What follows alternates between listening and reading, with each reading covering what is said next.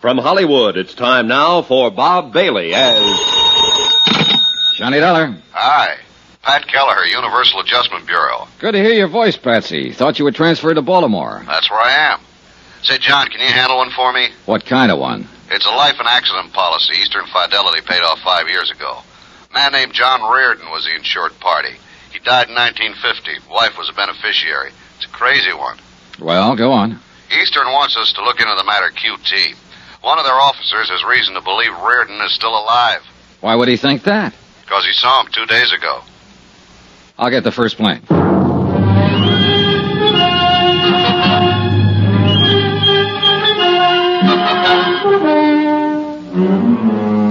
Expense account submitted by Special Investigator Johnny Dollar to the Universal Adjustment Bureau, Baltimore, Maryland. The following is an accounting of expenditures during my investigation of the Chesapeake fraud matter.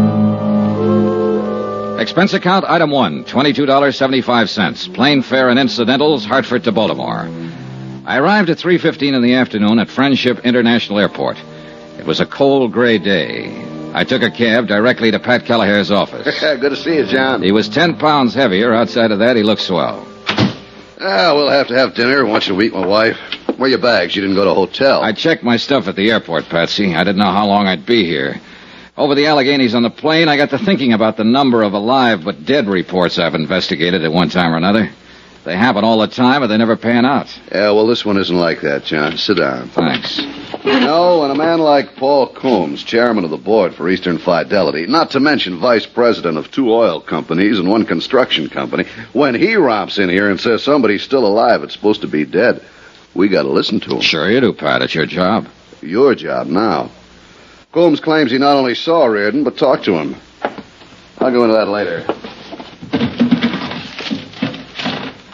Policy was issued in 1944. Mm-hmm. My wife's a beneficiary.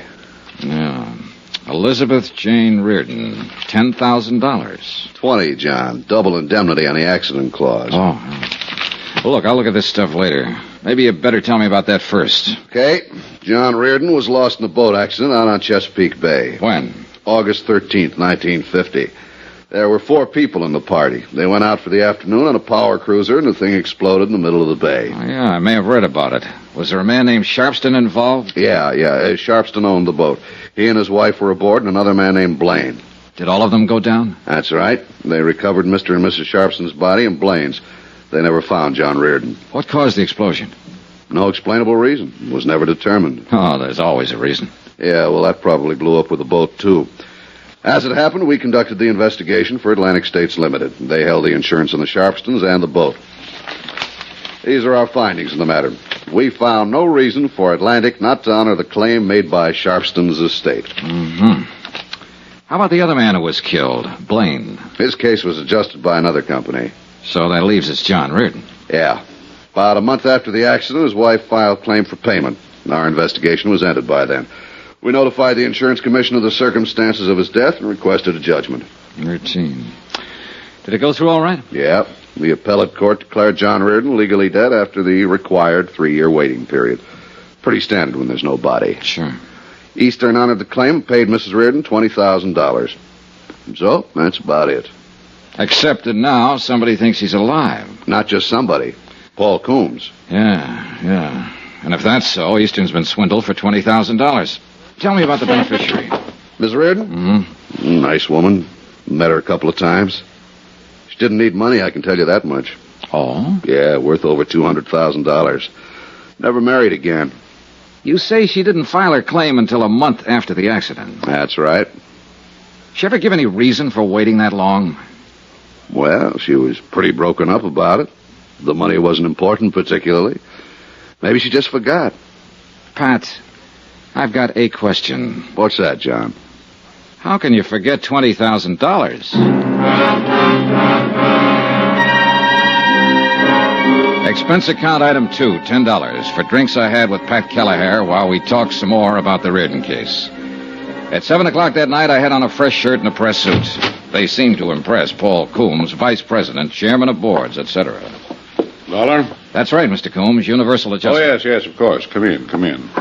I talked with Mr. Kelleher there. He sent you? Yes, sir. Yes. Oh, yes, I recall your name now. Yeah. Well, we can sit here, Mr. Dollar. Now, you hear about John Reardon, of course? That's right. I'm glad they sent a man like you. I'm glad you're the one who's going to look into it. You puzzle me, Mr. Coombs. No, I don't. And that's a compliment to your perceptive abilities, young man. As a matter of fact, you're here because you're only curious about me.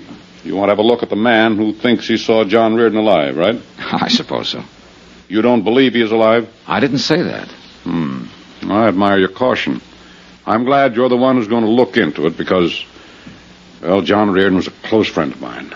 Oh, I didn't know that. Yes, I knew him for a number of years. And Mrs. Reardon. He was a fine, sensitive man. I'm sure you'll know how to handle him when you meet him. You sound very certain that I will meet him, Mr. Coombs. There's no doubt in my mind about that. 3 nights ago at the Brown Palace Hotel in Denver, Colorado, I saw John Reardon. I walked up and spoke to him. I talked with him for 15 or 20 minutes. I know it was him. He didn't admit it. He denied it completely. He told me his name was Frank Bauer and that he had lived in Denver ever since the war. Frank Bauer? Yes. I was so certain it was John Reardon, I insisted. He laughed at me. Seemed good-natured about it, even bought me a drink. I see. I asked him where he had lived before Denver. He said something about Toledo. I asked him if he'd gone to college there. He told me he'd gone to Ohio State. Told me he was an engineer, a mining engineer. Everything he told me seemed plausible and reasonable, except that all the time I knew he was lying. I knew his name wasn't Frank Bowers. That was John Reardon. How did you leave it with him? Well, the whole thing unnerved me somewhat. I'm afraid I looked like rather a fool. I simply caught my limousine out of the airport and came back here to Baltimore. Did you get his address in Denver? No. Any of his business connections, anything like that? No. Was he alone when you met him? There was no one with him. At the bar, he even ordered his drink the way John always ordered it. You know, like this. Oh, yeah. Well, a lot of people make that signal for 2 fingers of bourbon. Wore clothes the same way, too. Have you spoken of this matter to anyone outside of Pat Keller? No. No, I thought it should be looked into before I called up Elizabeth. Elizabeth? Elizabeth Reardon, John's widow. Oh, yes. It'll do no good bothering her just now. I'm afraid she'll have to be bothered. Why? Can't you investigate the information I've given you without upsetting everyone? With this kind of information, somebody's bound to get upset. Look, don't put restrictions on me, Mr. Coombs, or we won't get anywhere. You say John Reardon was a close friend of yours. Yes. I presume his wife was, too. That's right. A lovely, lovely person. Yeah, I'll keep that in mind when I talk to her. Maybe you aren't the man for this. You can get somebody else, Mr. Coombs. No. It's just that I suddenly had a strange feeling about it all. Depressing. If John Reardon is alive, and you seem to be certain of it, then I understand your feeling. How's that? Your friend's party to a $20,000 fraud, not to mention his wife. Possibly he's not as sensitive and she's not as lovely as you thought.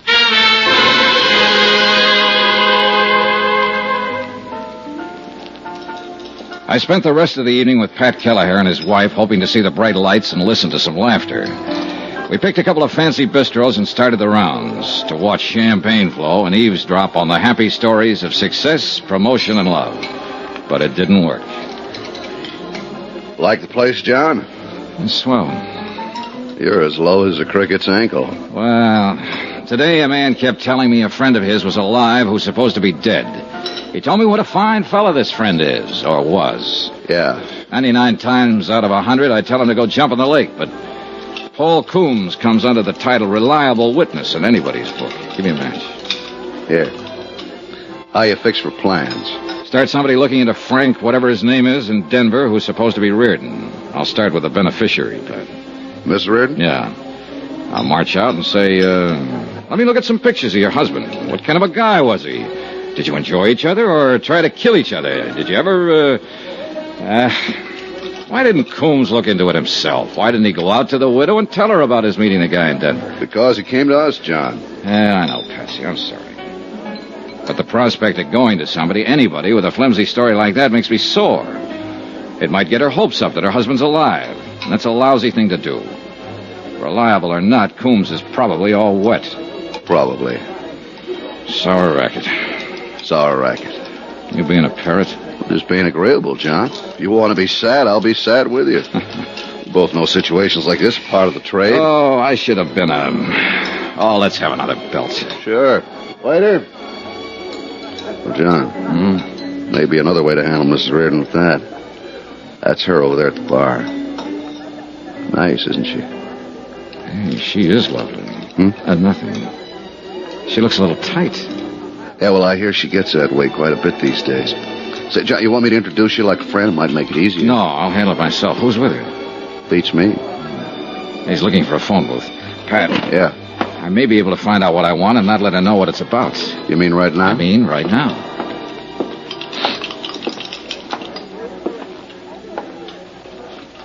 Hello. You're Elizabeth Reardon, aren't you? Oh, yes. Oh, probably you don't remember me. My name's Johnny Dollar. We met some time ago. I'm afraid I don't remember, Mr. Dollar. I'm in the insurance business. Don't remember? Well, where was it we met? Now I can't remember. May I sit down? Well, I'm expecting someone who'll be back in a minute. Yes. Would you care for a drink? I have this one, thank you. Oh. How's John these days? John? Your husband, Mrs. Reardon. His name is John, isn't it? My husband's been dead nearly 5 years. Oh, I'm sorry to hear that. I mean, it must be... Well, this is very awkward. That's all right. 5 years. I could have sworn it was just 3 years ago I met you and John. In Denver. It couldn't have been. We were never there. Oh, well, pardon me. I sit here making bad conversation with you, and it's very apparent you're distressed. Look, I'm very sorry I upset you. Is there anything I could do? No, Mr. Dollar, you didn't upset me. You look like a very nice person. How long are you going to be in Baltimore? A few more days. Perhaps you'll come out to the house for a drink before you go back. Say tomorrow? Oh, I'd like that, Mrs. Reardon. You can call me. I'm in the book. Mrs. John Reardon? Yes. I will. Again, I'm sorry that I brought Do me a favor, Mr. Dollar. When you come to my house for a drink, call me Elizabeth. And please, don't mention my husband's name. I'd appreciate it very much if I never heard it again.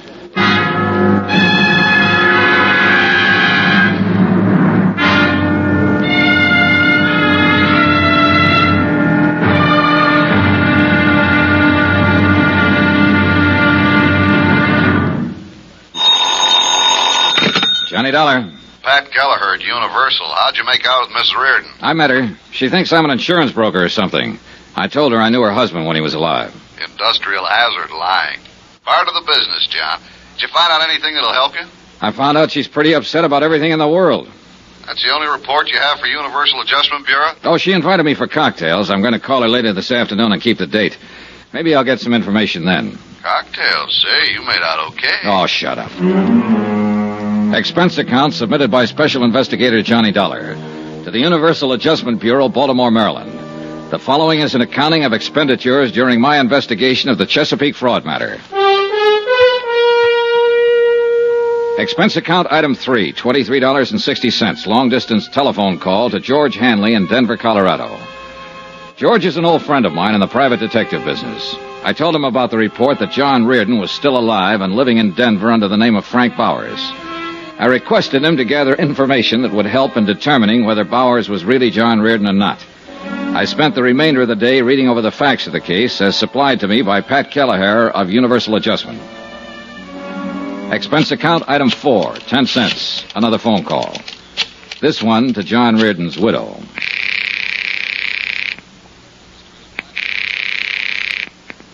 Hello? Mrs. Reardon? Yes. This is Johnny Dollar. Oh, yes, Mr. Dollar. You're the man who used to know John? Yes. I asked you over for a drink. I hope you're coming. What time? 7 would be fine.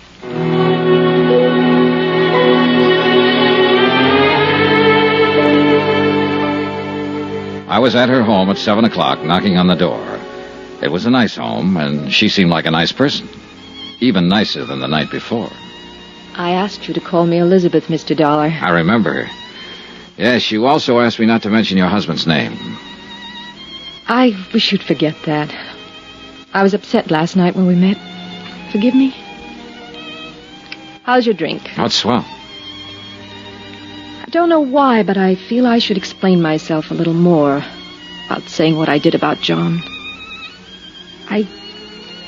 I was very shocked at his death. I suppose I still am, even though it was 5 years ago. It always disturbs me when I'm reminded of it. Yet it's good to be reminded, I suppose. To know that he really is dead.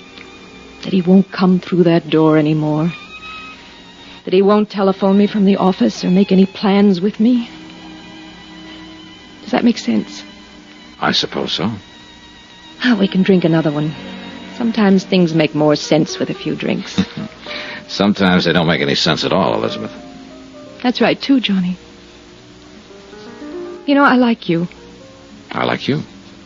Tell me about your business. You said insurance? Yes. You're a broker? Well, not exactly. A salesman? No. I'm an investigator. That must be terribly interesting work. I suppose you travel everywhere. Have you ever been to... She had a nice mouth. Soft, frank, wide-open eyes. A couple of times I was on the verge of telling her exactly what I was working on and why I was talking to her. But I didn't. Somehow I felt comfortable in the house. Over the drinks and music, we eventually got around to John Reardon. She told me of their 4 years' marriage that ended with his sudden death. Gave me everything I could possibly want to have. Why do I tell you all this? I never talked to anybody about it. Oh, I don't know. Possibly because you just want to talk to somebody about it. You're easy to talk to, Johnny. I was 19 when I was married. I'd never known another man. It was wonderful at first. Wonderful all the time, I suppose. I just wasn't grown up enough to realize it. Can I ask you a question? Surely. Did you really love him? Yes. I'm not convinced. Why? Oh, just a feeling. Well, I did. I'm not so sure he loved me. That's an awful thing to say. No, I don't think so. It's probably been on your mind a long time. You don't know me from a load of coal, but we've sat here and talked an hour. I think I know you. I think so, too. You still seem very despondent about his death. Yet you aren't sure he loved you. I loved him. Oh. Here I am explaining things again, I suppose because they sound so foolish. Once, we both loved each other. Very much. But we kicked it away. We just didn't get along. He was out spending his money on other people, and I was taking up this pastime. Can you tell when I've had too much? No. Thank you. Thank you awfully. Oh, Hugh. Elizabeth. Johnny, this is Hugh Bryan. This is Mr. Dollar, Hugh. Hello, Mr. Dollar. How's your drink, Liz? Fine. Now tell me again, who is this? This is Mr. Dollar. What's your business, Mr. Dollar? I haven't seen you around before. Obviously, you just met Miss Reardon, or you would never start drinking with her. I wouldn't? No. That's true, Liz, isn't it? He was a friend of John's, Hugh. Well, that's nice. I don't think I ever heard him mention your name. I was a friend of his, too. As a matter of fact, his attorney. Hugh, you don't have to do this in And front since of John me. is no longer here, I've undertaken to look after some of the problems he left behind him, as an old friend would. Elizabeth, say goodnight to Mr. Dollar. Now, look here, Say Hugh. goodnight to him. He's just leaving. Maybe it's better right now, Johnny. Good night. Do you want me to leave? She just said it would be better. I'll call you at your hotel. Good night. Good night, mister. No, you still have something in your glass. Finish your drink. Okay. An old friend of John's. That's good. Very good. It is? She picked you up in a bar last night. I saw her. I was with her. You never knew John Reardon in your life.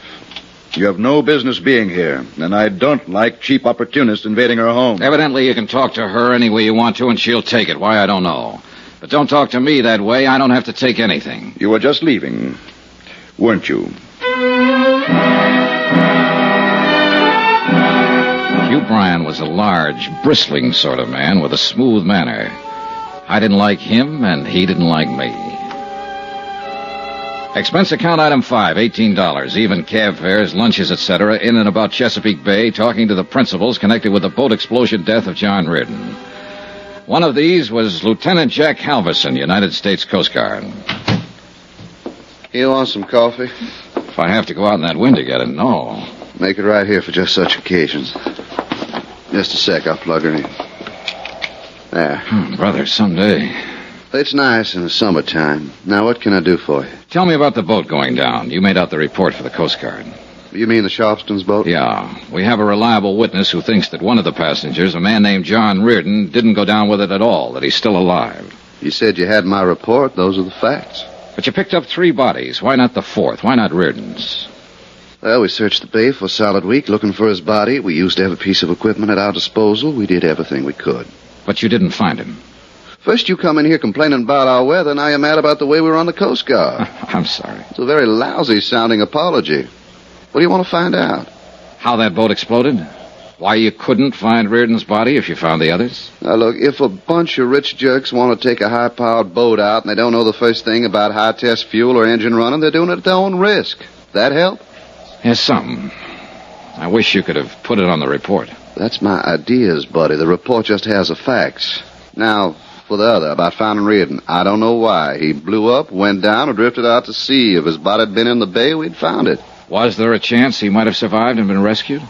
All we had left of the boat was pieces of wreckage, and if he was rescued, it was never reported, and I wouldn't know about that. Could that have happened? Sure. I could be an admiral tomorrow, too. It was 4 o'clock in the afternoon when I got to Elizabeth Reardon's house. You? Hello, Mr. Bryan. Is Mrs. Reardon in? No. Then I'll wait. It's important that I see her. I thought I made it clear to you last night I didn't want her being molested. You did make it clear and cruel, Mr. Bryan. Now, I'm here... Any business for her comes to me first. I'm an insurance investigator. I know that. She told me. But she didn't tell you because she didn't know, and I didn't want her to know, that I'm working on a case that involves her. What? I have a report that her husband might still be alive. Come in, Mr. Dollar.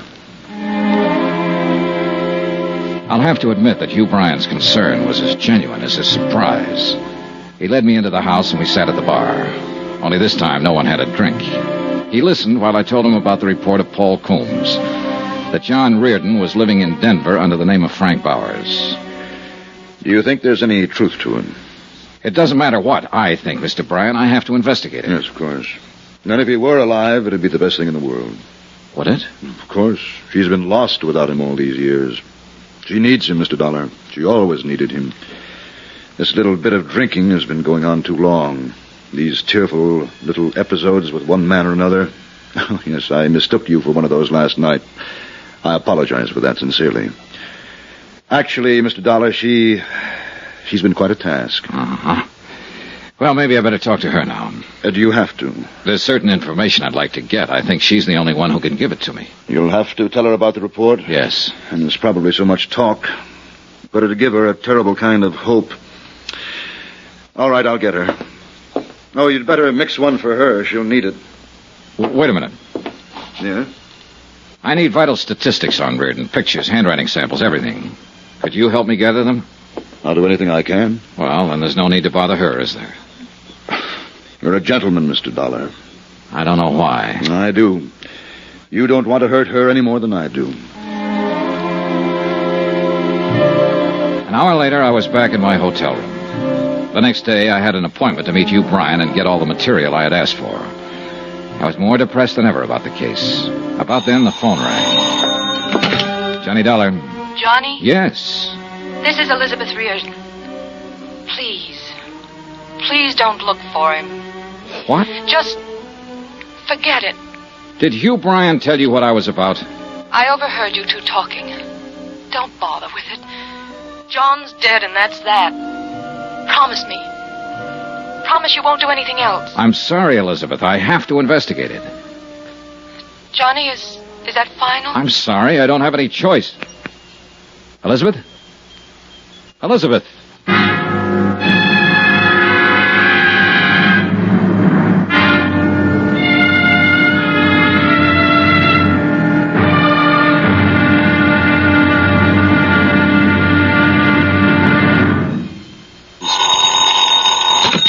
Johnny Dollar. Hugh Bryan, Mr. Dollar. How are you this morning? Not so good. I didn't sleep very well. How'd you do? I think I have about what you want on John Reardon. Well, if you haven't, I can get it from Mrs. Reardon. What? Well, I thought you didn't want to tell her about the report, that her husband might still be alive. She knows. She overheard us talking last night. Oh. Well, what do you want to do? I might as well look at what you have and get this over with. How about an hour from now? I'll be waiting for you. Expense account submitted by Special Investigator Johnny Dollar to the Universal Adjustment Bureau, Baltimore, Maryland. The following is an accounting of expenditures during my investigation of the Chesapeake fraud matter. Expense account item 6, $1.50. One collect telegram from Denver, Colorado. I've located Frank Bowers as per your request. Cursory investigation discloses little evidence that would lead me to believe he might be the John Reardon of Baltimore. Looks like a ham bone to me, Johnny. What do I do now? Signed, George Hanley, George Hanley Investigations Incorporated, Denver, Colorado. Item 7, $2. Same thing. Telegram from me. Things are about the same way here. Sit tight. I'll see you in a day or two. Love, Johnny.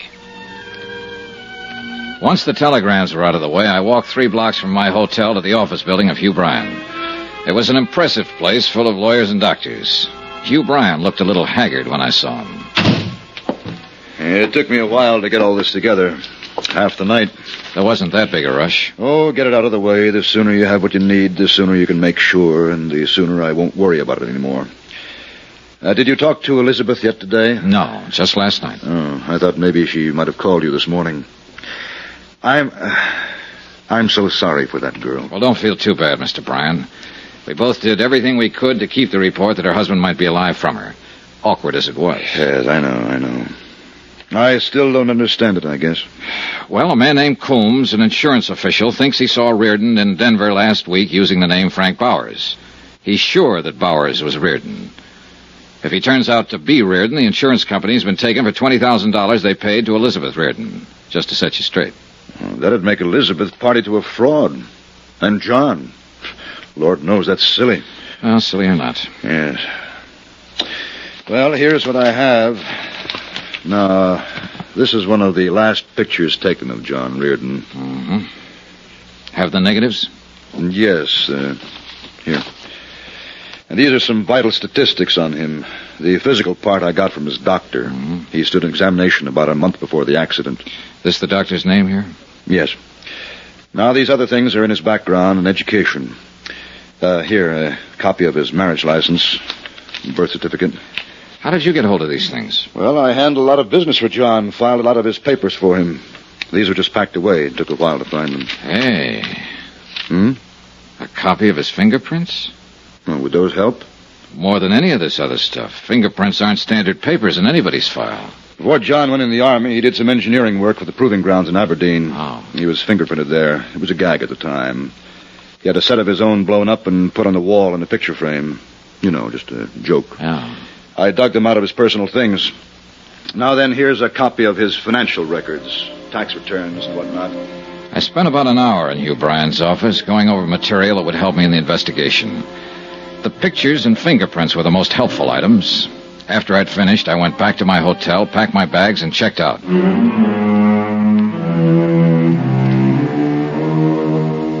Expense account item 8, $398. My hotel and incidentals in Baltimore and plane fare to Denver. I got there at 9 in the morning. The air crisp, thin, and full of sunshine. I rented a car at the airport and drove into town. A half an hour later, I was talking to my detective friend, George Hanley. How do you like Denver, old pal? I haven't been here for a few years. Doesn't look the same. Bigger and better, huh? They're thinking of putting up buildings as big as those mountains over there. I love it. So's the wife. I'm glad. You ought to try a place like this for a while, Johnny. Maybe I will. Ought to find yourself a girl and settle down. Let's us settle down, Georgie. Huh? Oh, sure. How'd it go? You asked me to look into Frank Bowers. I looked into him as much as I could without talking to him. There you are, Johnny. His bank account, his friends, his troubles, his enemies, everything. Mm-hmm. How about his police record? 1 traffic violation 2 years ago. Never been in any kind of trouble around here. Gets along fine with everybody. Well, tell me about everybody, Georgie. His laundryman, the milkman, the guy who tends bar in his neighborhood, the man he buys gas from. I talked to all of them. How about the people he works with? Well, he don't do much of that as far as I can see. He's got an office downtown, calls himself a consulting engineer. Goes there once or twice a week to pick up his mail. Well, now, that's a very nice way to be able to live. Is he starving to death, Georgie? No, he's got a good bank account. Makes regular deposits.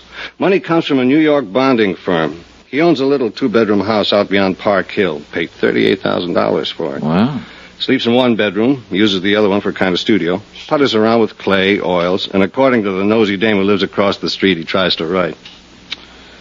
how about his friends? Lots of them. Pays his bills, gets drunk now and then, normal. Tell me about his wife. He hasn't got one. Lives alone. Find out who he goes with, Georgie. No, as much as I could find out, he doesn't go with anybody. Enemies?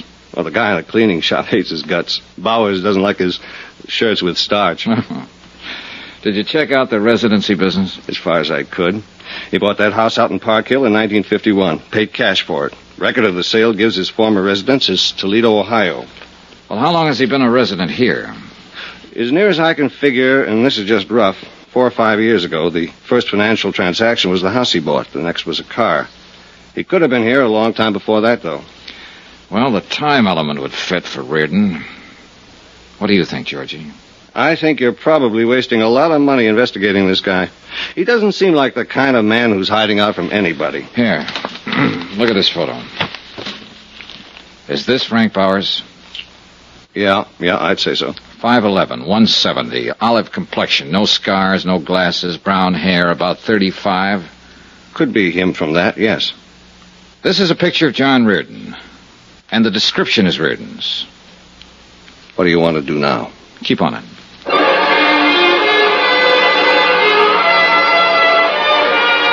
I got George Hanley busy making a check with some people in Toledo who could find out whether or not a Frank Bauer had once lived there.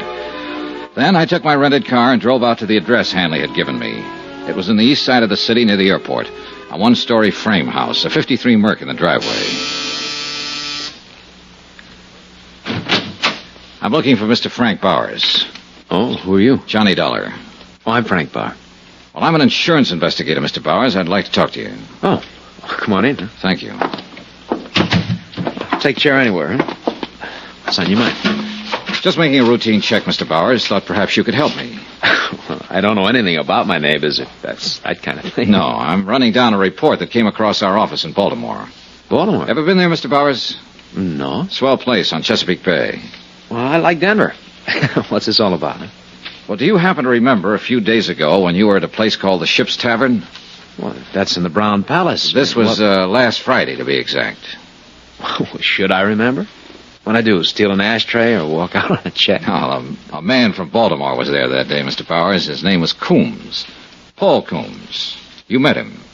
Well, did I? Yes, right at the bar. You had a drink or two with him. Well, I might have. I don't know whether to admit it or not. What are you getting at? I don't understand this. I know it seems confusing. Maybe this will help. Take a look at this. Mm-hmm. Now, you must admit you look a great deal like the man in that picture. Yeah. I suppose I do. Well, I'll be darned. I'd do it that. You know, this could be a picture of me. That's why I'm here, Mr. Bowers. You see, the company I represent insured the man in this picture for quite an amount of money. His name was John Reardon. He was lost in a boat accident in Chesapeake Bay 5 years ago. The Mr. Coombs who met you at the bar here last week thought you were John Reardon. Well, I don't blame him. But I'm not. Close, though. Now, want to smoke? Oh, thanks. Thanks. Sure. Mr. Coombs was a lifelong friend of John Reardon's. I have his sworn statement here about that meeting with you and the certainty of his identity. You do? Yes, right here. Would you like to see it? Well, not particularly. I understand you went to Ohio State. What year did you graduate? I didn't go to Ohio State. Look, what is this, huh? Well, that's what you told Mr. Coombs. It's in the statement. Oh, I remember that bird now. Oh, I might have told him anything, Mr. Dollar. You know, he's one of those inquisitive kind, real sure of himself. Yeah, I remember. Look, don't tell me they sent you all the way out here from Baltimore. They did. And that guy say so? Mm-hmm. That's funny. Did you go to college, Mr. Bowers? What? I'd like to clear up that detail. Did you go to college? Well, yes. I went to Carnegie Tech, 36 through 40. You haven't lived all your life in Colorado, then. Where else have you lived? Look, do you have any right to ask me questions like this? No, but you'll help me a lot if you'll answer them. Well, why not? Okay, I've lived in New York, Pittsburgh, Kansas City, Toledo, around the country. Came here a few years ago. My health seemed good for my asthma. Ever been married? Once in 1942. It didn't last long. Oh, what else you want to know? Well, look, you in a hurry? I can come back later. No, it's not that. Well, look, you seem like a nice guy, Dollar, but it just makes me uncomfortable answering these questions of yours. I appreciate the time you've given me already, Mr. Bauer. Please understand it's a matter of establishing identity. But you know who I am. I just told you. That's true. I don't like this business much. Is there any way you can eliminate it? The most positive identification would be from fingerprints. Oh? Now, Mr. Bauer, I'm not so much interested in who you are as in proving that you're not John Reardon. If you volunteered a set of fingerprints, it'd save me a great deal of work and you a great deal of trouble. Well, sure, why not?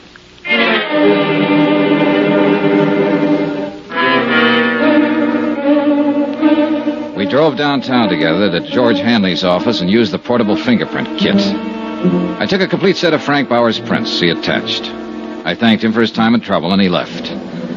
If he was trying to cover something, it certainly wasn't apparent from his conversational reactions. There had been a moment when I was sure he wasn't Frank Bauer. On the other hand, I was sure that he wasn't John Reardon. That cuts it, Johnny. Right thumb and index prints don't match at all. Oh, not even close, George. And I thought I was getting somewhere. I found out he was never in Toledo, or at least never registered or licensed as an engineer. Well, these prints do it. When are you going home, Johnny? Oh, I don't know. There's no reason to stick around any longer. This is crazy. You proved your case with the prints. He was too anxious to help me prove it, Georgie.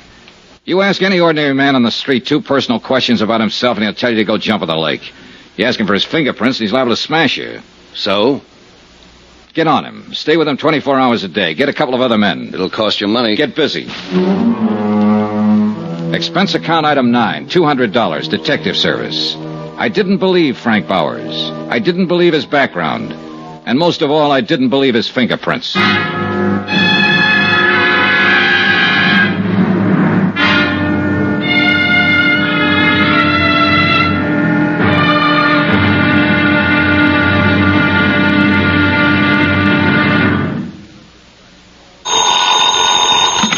Johnny Dollar. This is Western Union, Mr. Dollar. Message for you from Baltimore, Maryland. Okay, go ahead. Received your air special regarding investigation of the Chesapeake matter.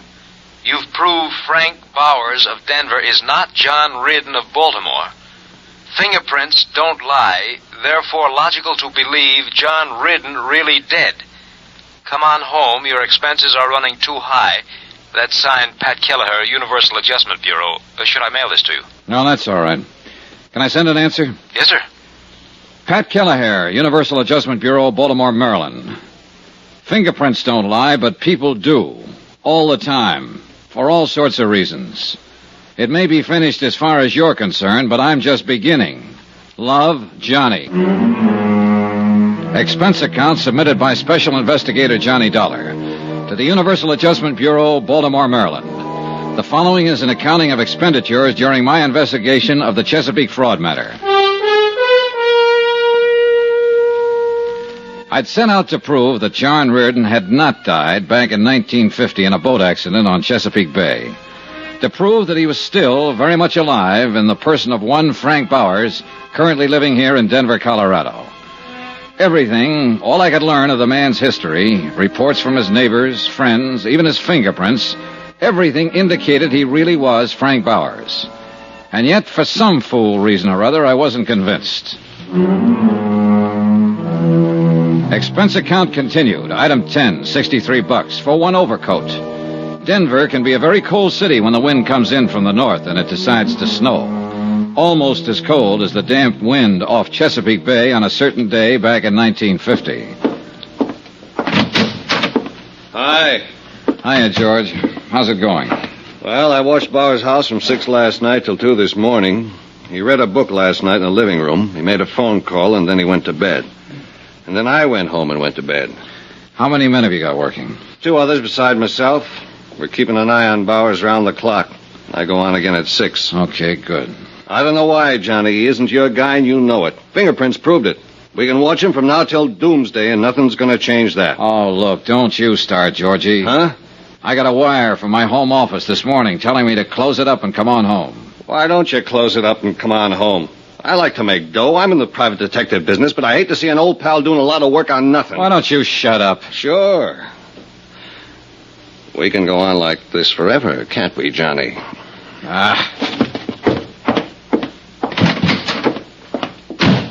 Goodbye, Johnny. I walked around the streets of Denver trying to enjoy the sights. But mostly I wasn't enjoying anything. I was thinking about the whole case from beginning to end, and my only reason for hanging on and being stubborn about it was the fact that Frank Bowers had been too anxious to cooperate. Too anxious to help me prove so easily that he was not John Reardon. And then something else happened. He got anxious once more. Yeah? Mr. Dollar, this is Frank Bowers. Oh, hello. You didn't tell me where you were stopping. Phoned everywhere in town. Wondered how you made out. Made out? Yeah, with my fingerprints. Oh, yeah. Well, they don't match at all. Oh, then I'm not your man. Guess not, Mr. Bowers. Well, I was just curious. Didn't hear from you after you took the sample of my prints. Oh, that was pretty nice of you to help me out. How can I thank you? Well, you could buy me a drink if you want to. Hey, you're on. All right, meet you at 6 at the Ship's Tavern. It was the voice of a confident man again. An overconfident man. The kind who sandbags in a poker game, who knows about a boat ride and a horse race. And so help me, I knew I was right about him. Expense account, item 11, $14, booze. For Frank Bowers and myself in the Ship's Tavern. The same bar, incidentally, where a week before, a close friend of the deceased John Reardon had run into Bowers and sworn he was John Reardon. When Bowers came in, he was followed by George Hanley, as per my instructions. I saw George pick a stool at the far end of the bar. Well, I suppose you'll be packing up and leaving the old Mile High City pretty quick now. Did I say that, Frank? No, but I just suppose it. You will, won't you? Oh, I haven't decided yet. What do you think I should do? Huh? I said, what do you think I should do? Are you kidding me? Well, maybe I'm just kidding myself. But you don't seem like the kind of fella you should be, somehow. No, I don't. No. Now, you were too nice about answering questions when I came out to your house the other day. Too nice about letting me fingerprint you so I could compare the samples with John Reardon's prints. Too nice about calling up and asking how it all came out. Came out bad, thank you. I'm a pretty nice fella. Yeah, that's what the book says. What book? I had a private detective friend make one up on you before I even got here. Friends, enemies, money, and whatnot. All very nice. Of course it is. You know what your trouble is, Dolly? You don't trust anybody. I'm a nice fella, and you don't trust me. You don't believe what you see. I believe the fingerprints don't match, if that's what you mean. You're the bird I don't believe. Hey, should I get sore? If you want to. I'm not gonna. You know why? Because I'm a nice fella. Sure you are. But you ought to get mad when a man calls you a liar. Oh, you didn't call me a liar. I meant to. You're a liar. You know what? I'm not a nice fella all the time. I'd kind of like to hit you in the face or something right now. You're needling me. Am I? Uh-huh. I think I better call up a girl I know, see what she's doing for dinner. Well, see if she's got a friend. No, you're too nasty, friend. You sit tight. Order me a drink. I'll be back in a jiffy. He's a little drunk. Sure he is, George. He's also worried. Any particular reason for getting him that way, Johnny? Yes, he's using the booth in the lobby. Scoot out there and see if you can get a line on who he might be calling. Right. A long 10 minutes later, Frank Bowers came back to the bar. He was weaving a little when he got on the stool next to me. George Hanley followed him back inside and took his place at the end of the bar again. She's busy. Took her a long time to tell you that. She's a girl who takes a long time with everything. Oh, what's her name? Huh? What's her name? The girl you just called. Oh, Rita. Rita. Well, here's to Rita. Come on, drink up. You might have to eat with me. I don't want to drink to Rita, and I don't want to have dinner with you. What do you think of that, huh? I thought you were a nice fella. Remember? God of blazes. Hold on. Hey! Johnny, you may have something with this bird at that. How come, George? That call he just made, long distance to Baltimore. I got that much. He said he'd never been there, didn't know anyone there. Keep an eye on us, Georgie. You betcha, pal.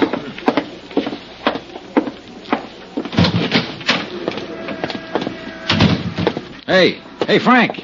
Hey, look, what's the matter, friend?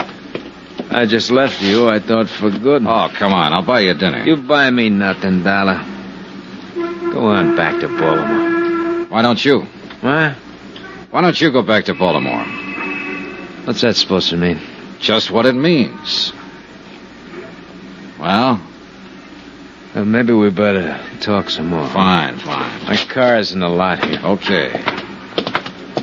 You're after me, aren't you? Well, let's say I met you yesterday to get some facts. Let's say I drank with you tonight to find out what kind of a guy you are. I've done most of the talking up to date. Now it's your turn. Uh-huh. Well? I don't know whether I got anything to say to you. Oh, make up your mind, will you? Look, suppose I were John Reardon. I'm not. But suppose I were. I can't tell you what a court would do about an insurance fraud. No, you're just a clumsy ox stumbling around for some answers and you haven't got any yet. Get out of my way. Wait a minute.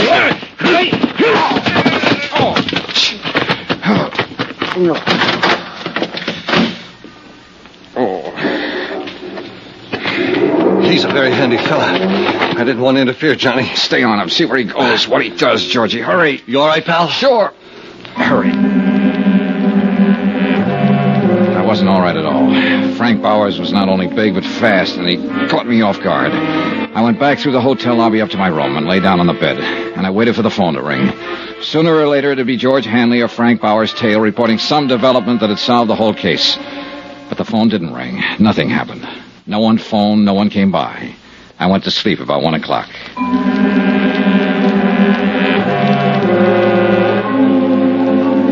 The next morning, George Hanley called and asked me how I was feeling after the punching session in the parking lot. He reported that Frank Bowers had jumped in his car, driven straight home, and gone straight to bed. Expense account item 12, 48 cents, postage. Cost of mailing a sample of Bowers' fingerprints to Washington, D.C. At 8 o'clock that night, I had another phone call. Hi, baby. This is George Hanley. How do you feel? Okay, what's up, Georgie? I'm still keeping my eye on Frank Bowers. He's nervous, all right. Been staying in the house all day. I can see him walking back and forth in the living room. He must have smoked a package of cigarettes every hour. Uh-huh. Has he used the phone? Yeah. Looks like long-distance stuff again. You know, place the call, hang up, then wait for the operator to call back. Possibly Baltimore again. Possible. How about it? I'm thinking. Where are you? Right across the street from his house. Be right out. The heater in my rented car wasn't working that night. I remember that part very well. My feet and hands were numb with the 10 below weather when I flicked off the lights and pulled up alongside George Hanley, stationed across the street from Frank Bowers' home. It's some weather. Yeah. How's Bauer doing? I think he's got a visitor with him now, Johnny. Must have showed up while I was calling you. Big guy wrapped in an overcoat. I've seen him move around the room a couple of times. George, let's go in and shake him up. I'm tired of all this. You think he's Reardon? I don't know, but I want to wind it up one way or the other. Okay. Want to wait for his friend to leave? Nope. Oh, it's a nutty thing. You're the one who's nutty. You already proved he isn't John Reardon. That's all you wanted. I know. Now I want to prove I'm getting old and crotchety and don't believe what I see and hear. Bear with me, Georgie. Sure, pal. You're crazy, but I love you. Hey. Huh? Visitor's leaving. Make him? No. An overcoat and a hat aren't much to go on. He's... Georgie, come on! Hey, Johnny, look out! I went down. The gun of the man in the overcoat had gone off a couple more times. The nearest bullet came 6 inches from me. Without my gun, all I could do was hug the ground for cover and try to stay out of his line of fire. The shots deafened me for a moment. When my hearing came back, I heard someone very close to me. It was Georgie. He was dying.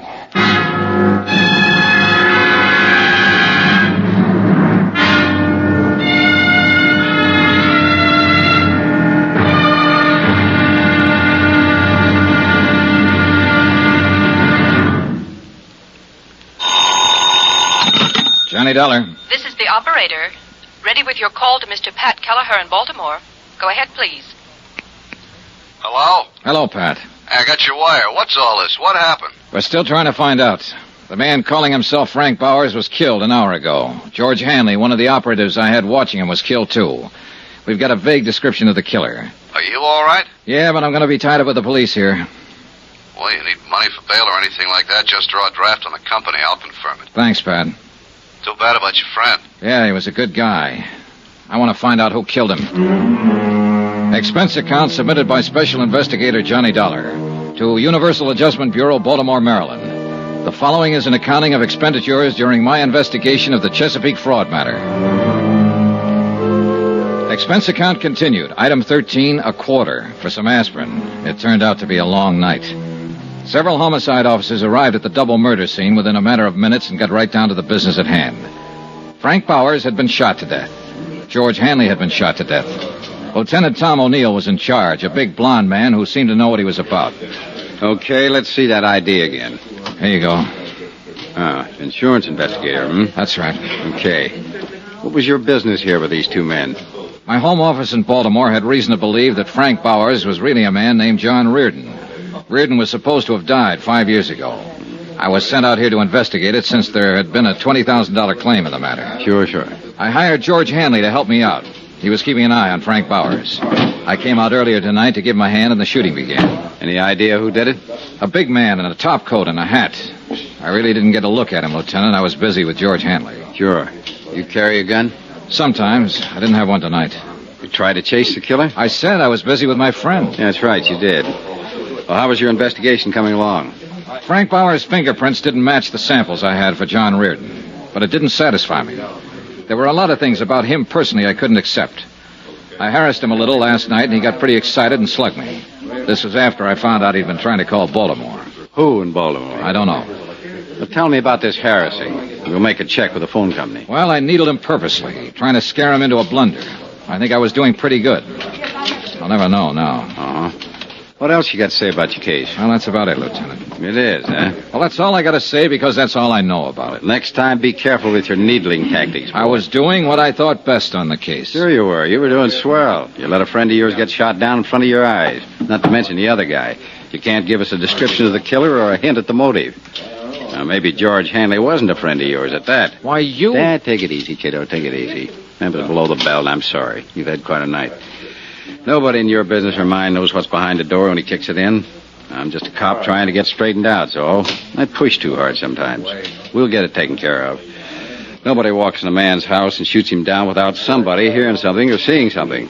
I mean, somebody besides you. Now, my men will cover every house in the block, in this whole area if we have to.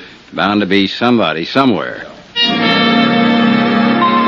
The dogged Lieutenant O'Neill turned out to be 100% correct. In fact, he turned out to be 300% correct. For by 11 o'clock the following morning, his men had located 3 different people who had information about the brutal murders of Frank Bowers and George Hanley. The first was a man named Randall who had lived across the street. He had seen Bowers open his front door and admit the unknown killer. He said he wore glasses. The second was a paper boy who had come to collect while the killer was there. He stated that the killer and Bowers were arguing when he came up to the door. The third witness, a housewife, gave the most important information as to the man's description. He was a good deal taller than Mr. Bowers. How much taller? 3-4 inches at least. I saw him standing in the doorway from here. He had on a brown tweed topcoat. My husband has one just like it. How old would you say he was? 45. Have you ever seen him before? No. Would you know him if you saw him again? Yes, anywhere. You got that good look at him, huh? Yes, the porch light was on. Here's something, Dollar. Lieutenant O'Neill had issued an all-points bulletin based on the combined descriptions given by the witnesses. In the meantime, his men had checked the local cab companies and found out that one of the drivers had carried a fare to Frank Bowers' home at 8 o'clock in the evening. The cab driver verified the housewife's description of the suspect and added the important information that he'd picked up the man at the airport. When that was checked, it was found the man had come in on a plane from the east at 5:45 in the afternoon. He had used the name Orrin Williams. Expense account item 14, $8.95. Another long-distance phone call to Baltimore and Pat Keller. Well, I'll be darned. Do you have to stay there, John? Of course I have to stay here. I'm a material witness. Not to mention the fact that a pal of mine was shot down. Don't get on your high horse, John. It was just a question. Have any idea what it was all about? Well, at the moment, I'm just sure a guy named Orrin Williams flew in, shot up 2 people, and beat it. If we had Williams, I'd give you the whole thing on a silver platter. You're awfully touchy. Well, this thing has gotten out of hand. Well, I won't press you on it anymore, John. You do what you think is best. As far as the company's concerned, it's really not our business anymore, is it? It's our business until it's cleared up. Well, I mean Bowers. He wasn't John Reardon. Dollar? Hold it, Pat. Yeah? Answer from Washington on your wire. Yeah? Here. Let me see. Pat, Yeah? it is our business after all. Huh? The lieutenant here sent a hurry-up request to Washington on some of Bowers' fingerprints I mailed a couple of days ago. They check out. I don't get it. Bowers was John Reardon. Oh. Well, where'd you get the samples of Reardon's prints that didn't check out? From Hugh Bryan, Reardon's attorney. Well, I better call him. Don't you dare. Don't open your mouth. I'll handle it when I get there. Tell me about this fella, Hugh Bryan. According to the phone company, that's the man Bowers was trying to call in Baltimore. I told him all I knew, and Lieutenant O'Neill listened thoughtfully. It became apparent from that point on, since Bowers' true identity had been established through Army records, that the bulk of the case could be concluded not in Denver, but in Baltimore. Expense account item 16, $216, plane fare and incidentals, Denver to Baltimore. I arrived at 10:15 in the evening, checked with the Baltimore police, who had been informed of the case by Tom O'Neill in Denver. At his request, they'd taken no action as yet. From the police station, I went directly to Hugh Bryan's residence. The house was English, conservative, and expensive. The fire in the living room looked cheerful when the door opened. Elizabeth Reardon did not look so cheerful. Hello, Johnny. Hello, Mrs. Reardon. Didn't expect to find you here. No, I suppose not. I never expected to see you again. Elizabeth, I have something to tell you. Don't tell me now, Johnny. It's about your husband. All right. I want to tell Mr. Bryan, too. He's upstairs in his study. Wait. Look, I've done what I thought best about all this, and I'm trying to do what's best now. It doesn't make any difference, Johnny. I'm a married woman again. Huh? Yes. You and I were married this morning. Excuse me. I walked in and watched John Reardon's widow, alias Frank Bowers' widow, now Hugh Bryan's bride, disappear up a column stairway. The news that she had married Hugh Bryan cleared up some of the small doubts in my mind. When Bryan came back down the stairs with her, he looked anything but the happy bridegroom. Hello, Dollar. You're a late caller. Yeah, I'm sorry about that. Congratulations. Thank you. How did you come out in Denver? Everything okay? No, everything's not okay. Well, what's the matter? Do I have to tell you? I'll run along upstairs, Hugh. It's getting terribly late. All right, dear. Good night, Mr. Dollar. Good night, Mrs. Bryan. There'll be some men out to see you pretty soon, Bryan. Policemen. Oh. Liz, Yes, dear. I think you'll be interested in what Mr. Dollar has to say. What? I don't understand, Hugh. I wasn't in Philadelphia yesterday, Liz. I was in Denver, Colorado. What? I flew there to see John. He's been alive and living there all this time. Hugh. I'm sorry. This is only for her benefit, Dollar. I'll tell it just once. When it gets into court, it'll be different. How did it happen, Bryan? John Reardon didn't die on that boat. No. He was picked up in a bay by a fishing boat on its way to Florida. And they didn't have a radio on the fishing boat. The first port they came to was Charleston. John phoned me from there and told me all about it. Now, this was 10 days after we all thought he was dead. That part was all accident. Sure. The rest of it was a little different. Liz, it was his idea. You've got to believe that. What was his idea? Not showing up ever again. Letting everyone think he was really dead. Making you a widow. I don't believe it. He hated his life here. Yes, everything about it. He was in debt right up to his ears. Of course, there was your money, but I flew down to Charleston to talk to him. He was like a crazy man, kept saying there was a way out. I didn't know what he meant at first. Then he came right out and said it was his chance to get away from all the things he hated. He knew how I felt about you then, how I feel about you now. He said I could have you for a price. What was the price? Those checks he got every week from a New York bonding concern? Yes. What did they come to? $25,000 a year, regular weekly payments. I could afford it. I could afford anything for you, Liz. Did he come right out and tell you he hated me? He just said he wanted to get away from everything. It went that way for 5 years. I believe I asked you to marry me every 6 months. Yes. But that didn't work out either. And then, one day, along came Johnny Dollar. How does it feel to be so efficient, Mr. Dollar? We don't have to go into that, do we? No. I'll admit you did everything to throw me off. And it threw me off. Especially the fingerprints you provided. Didn't John Reardon insist his name was Frank Bowers and do everything he could to make you believe that was true? He did too much to make me think it was true. Where is he now? Where's John? He's dead, Mrs. Bryan. Oh. Truly dead now. He was shot to death last night by Mr. Bryan. Mr. Bryan also shot a friend of mine, didn't you, Bryan? Yes. John got scared, called me, said he was going to tell everything to Dollar, blow the whole thing. You... All I wanted out of this was you, Liz. He didn't want you. I did. Last week you decided to marry me. It took you 5 years to do that. And it took him one afternoon to decide he was going to come back to you.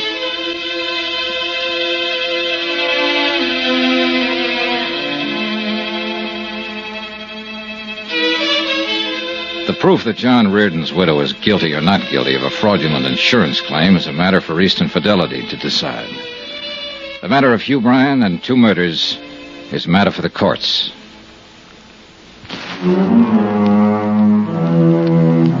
Expense account item 17, same as item 1, expenses from Baltimore to Hartford. Item 18, $89 even, car rentals, miscellaneous, etc. Expense account total, $1,124.98.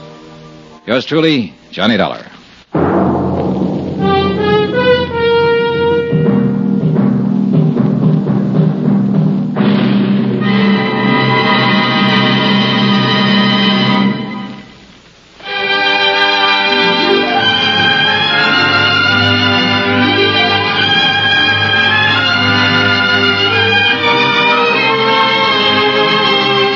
Yours truly, Johnny Dollar, starring Bob Bailey, is transcribed in Hollywood.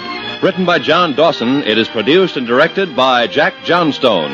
Heard in this week's cast were Gene Bates, D.J. Thompson, Hy Averback, Will Wright, John Daner, Tony Barrett, Paul Dubov, and Forrest Lewis. Be sure to join us on Monday night, same time and station, for another exciting story of Yours truly, Johnny Dollar. Roy Rowan speaking.